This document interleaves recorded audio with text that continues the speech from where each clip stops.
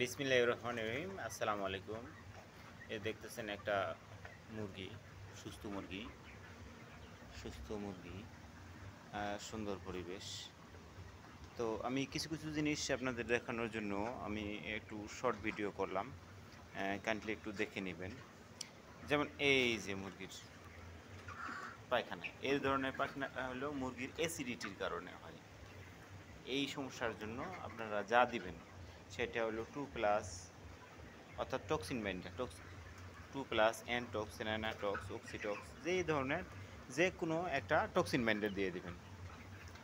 আর এইটা একবার দেওয়ার পর আবারও এই সমস্যাটা যদি রিপ্লেও হয়, মানে আজকে সমস্যা হলো, আপনি ওষুধটা দিয়ে দিলেন, টক্সিন বাইন্ডার দিয়ে দিলেন, যদি আবারও এই সমস্যা হয় তাহলে টক্সিন বাইন্ডারের সাথে একবেলা টক্সিন বাইন্ডার দিবেন, একবেলা যে কোনো এনজাইম দিয়ে দিবেন।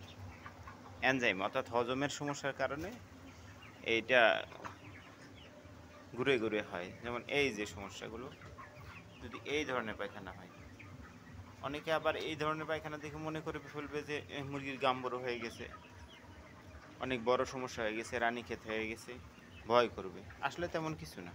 এগুলো খাবারের ব্যতিক্রমের কারণে, যদি ময়লা খাবার বা হজম শক্তি কম বা হঠাৎ করে আবহাওয়া গরম, এই ধরনের যে কোনো সমস্যার কারণে এই সমস্যাটা হতে পারে।